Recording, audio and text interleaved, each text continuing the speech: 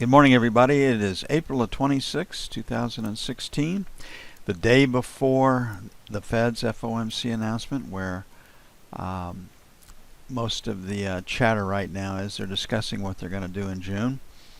They've had a special meeting. Yellen has met with the president after that special meeting, so I think the pressure is on the Fed to maintain the status quo, keep things as they are, and do everything in their power to boost the equity markets as they best see fit. So I don't think that's going to change. The Dow is the easiest indicator or index to influence because there's only 30 stocks. And that's where, if you are a large institutional manager, you never will get fired for having Dow stocks in your portfolio.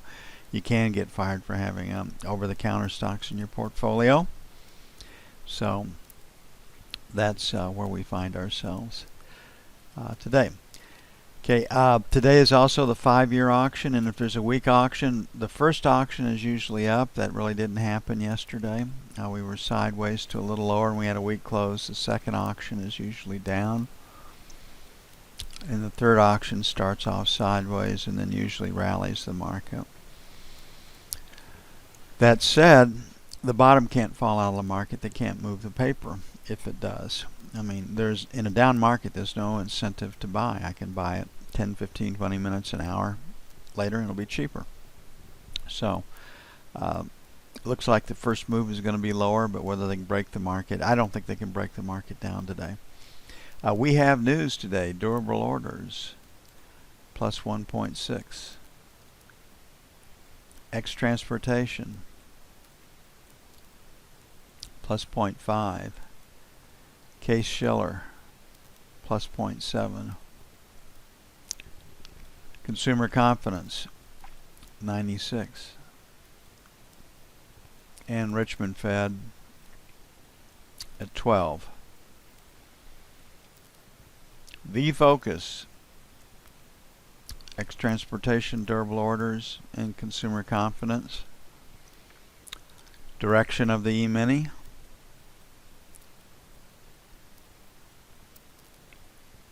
And the 5-year auction. And the 5-year auction will come into play probably last in this sequence. So that's number 1, 2, 3, and 4. So resistance begins at 12, 11 to 16, 15, sell 1, 19 to 23, sell 2. You can see the news up there with the durable orders numbers as they are. It would be favorable for equities, as would consumer confidence if as forecast. On the buy side, we're going to make it 1 to 5 and 25 to 29.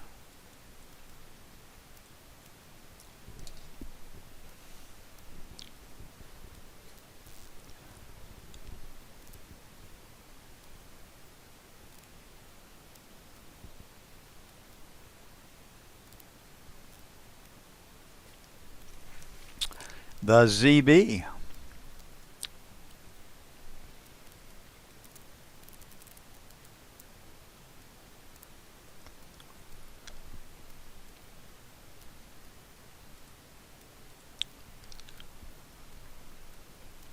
Okay, this one, the knob spread is under pressure. This one has more potential to the downside. So we're going to make 13 to 17. We'll make that number 1. And make 5 to 9, buy 1. 29 to 01, buy 2. Looks like we're going to try to trade lower as the market opens. On the upside, 24, 28, 1. 31 to 03, sell 1. 7 to 11, sell 2.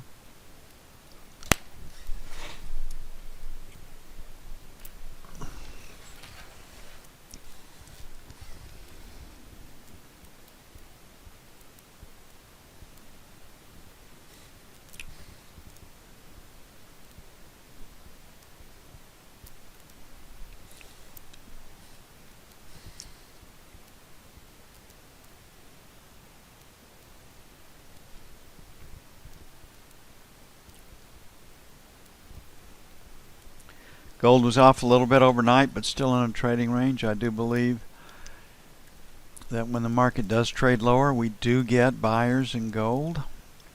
Pretty good resistance at 40 to 45 right now, and we have support at 25 to 30. So trying to trade lower this morning. 30.32 will be buy 1. 25.27 buy 2. On the sell side, we'll make it 38 to 40, sell 1.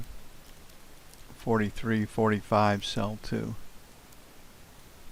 And you can see how this high volume number, basically at 12.35, is attracting and holding the market, plus or minus $10.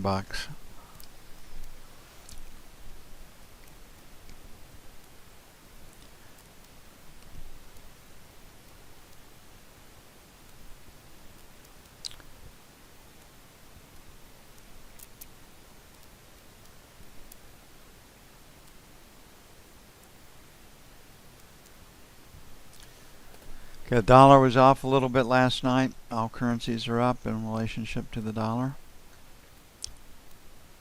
Couple days up, couple of days down, but basically in a trading range.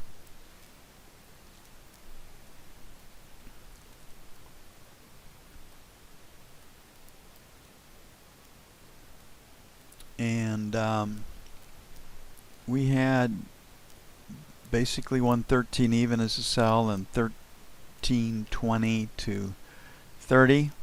Looks like 15 is the high, so we're at 91. So we'll make 113 even, 113.10 sell 1, then 25 to 35 sell 2. On the buy side, 12.75 buy 1. 12.50 buy 2, and the FOMC meeting tends to freeze currencies too.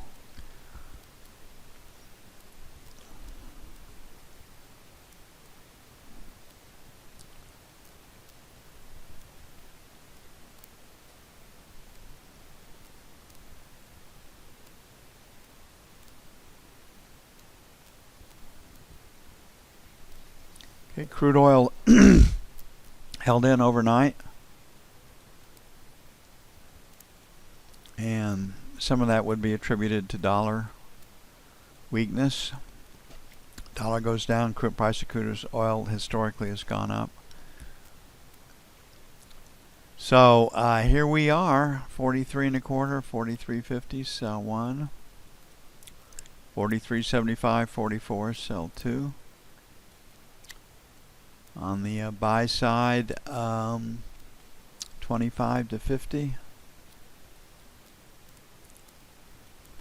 And 41.75, 42 for buy 2.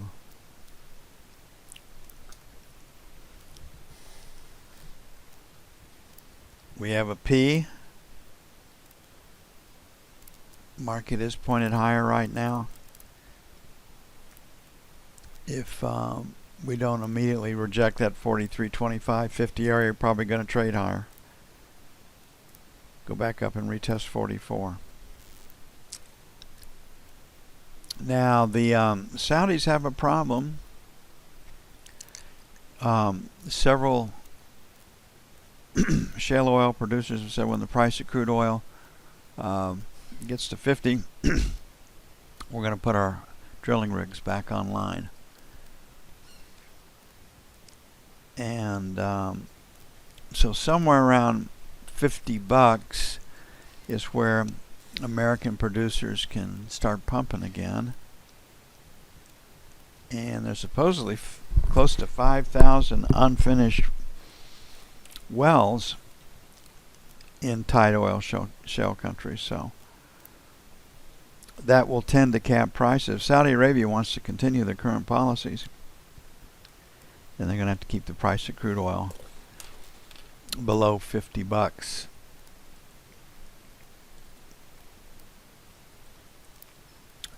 Okay, the E-mini. The tendency for the E-mini is to rally into